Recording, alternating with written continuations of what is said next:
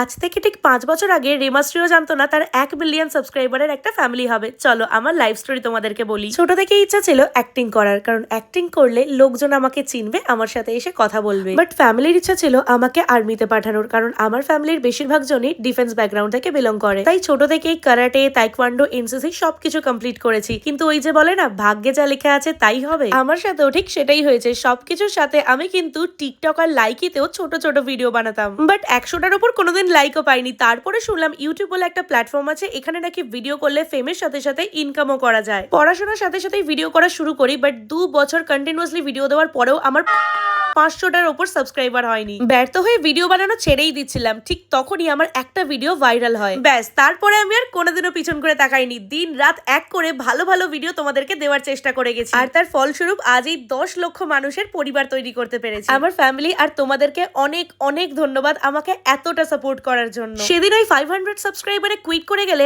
আজ এই 1 মিলিয়ন ফ্যামিলির 7টা পেতাম না। তাই বলছি বন্ধু, কোনোভাবেই হাল ছেড়ো না।